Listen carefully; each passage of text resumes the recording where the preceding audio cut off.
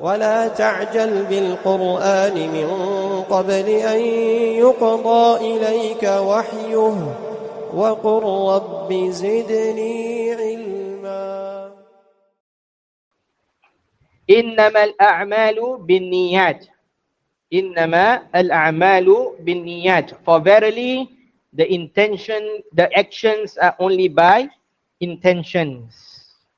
As per mentioned in the terms of the hadith, the word actions here comprises of the action of the heart, the tongue, and the limbs of the body. It also comprises of doing a commandment as well as leaving off the prohibitions. Every action that is in need of an intention must be intended by the person. Again, every action that is in need of intention must be intended by the person who wants to do it. What do we say? Every action that is in need of intention must be intended by the person who wants to do it. Why do we say this? Because there are actions that do not require intentions. Na'am. And as mentioned in the meaning of the terms found in the hadith, the intention should be made inside the heart and not pronounced out loud upon the tongue, except for Hajj and Umrah, as how it was narrated in the legislated text. And there are actions which do not require an intention to start off with. For example, to eat or to drink or to remove the impurities. Eating, drinking, and removing of impurities, all of these actions do not require intentions. Naam. When a person he wants to eat, it is not wajib upon him to intend. It is permissible for him to eat without any intention, and it is what? Accepted from him, meaning there's nothing upon him. And if he wants to drink and so on, as well as removing impurities, it does not require intentions to begin with. Removing of impurities, if we are going to learn fiqh and so on, what is the goal of it is to remove the impurity so that the impurity is no longer there. That is the main thing. No intentions required and whatsoever. These examples of actions do not require what? Intention. But if a person intends with it, for a greater cause, then it will become a worship based on that intention, which means that he will be rewarded if he were to intend. For example, a person he wants to eat and he eats without any intention. Is there any sin upon him? No. Why? Because it is an action which does not require intention.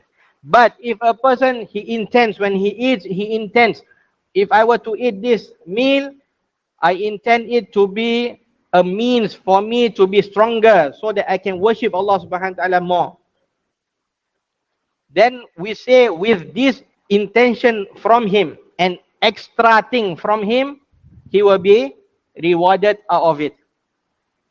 But to begin with, is it necessary for him to intend anything?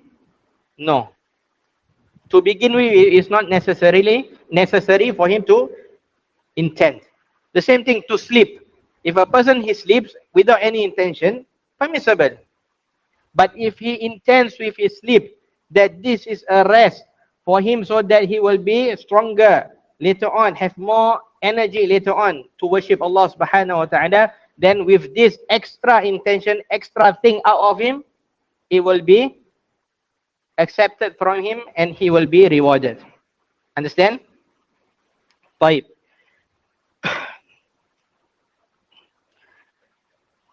And when we say innamal a'malu bin niyat, al-a'mal plural or singular?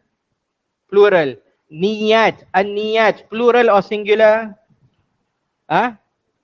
Plural also. So plural with plural, which means that every intention is in need of, every action is in need of its own individual intention. Naam, meaning one intention per one action. A person cannot intend more than one intention per one action of worship. For example, a person cannot intend for a single prayer that it is a prayer for that exact time and also for a prayer that he had missed in the past. Rather, he must pray each one of these prayers individually with an intention on its own. Understand? Get it?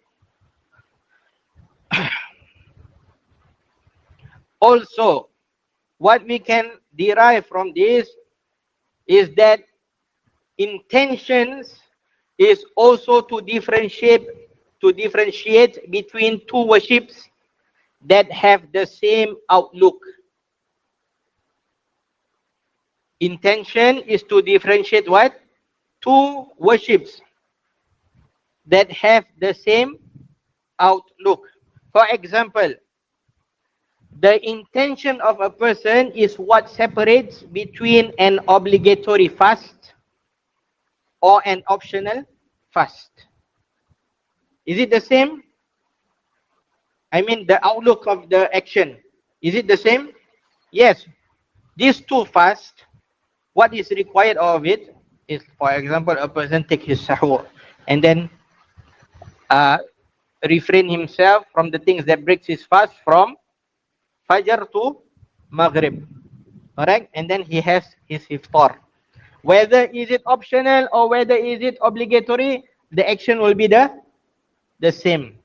But what differentiates between this is an optional fasting and this is an obligatory fasting is the niyyah, is the intention.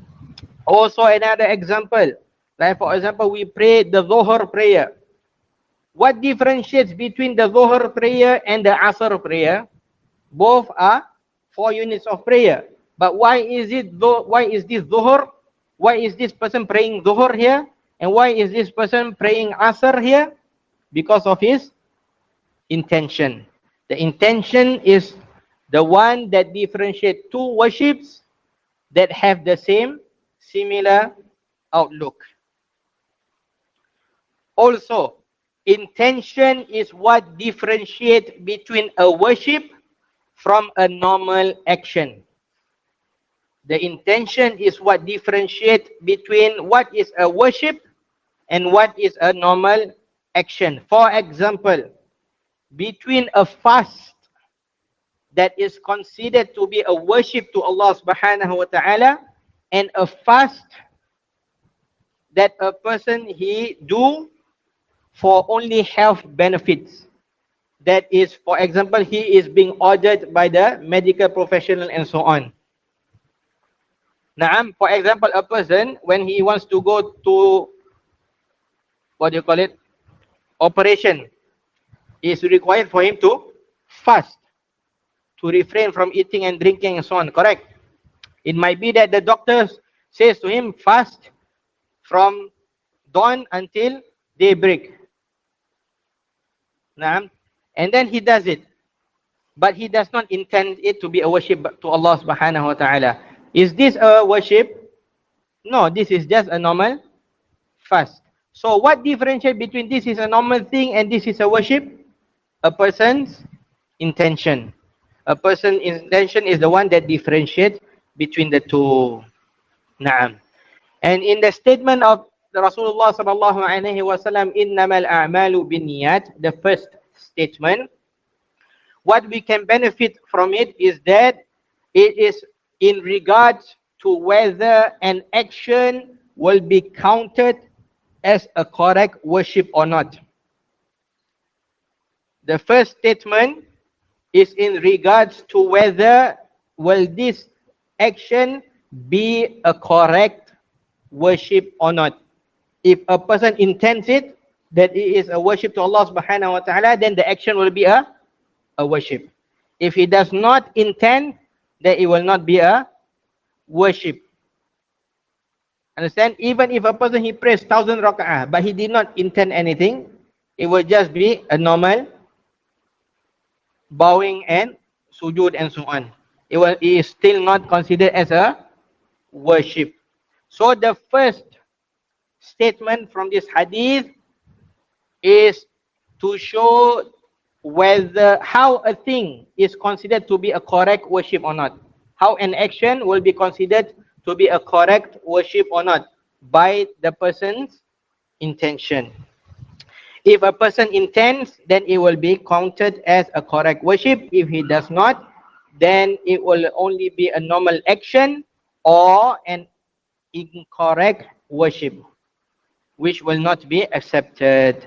Shaykh Abdul Rahman ibn Nasir al-Sa'di rahimahullah ta'ala said in his poem of Al-Fawaaid al-Fiqhiyya, An-Niyyatu shartun li sa'iril amal biha as-salahu wal-fasadu lil-amal.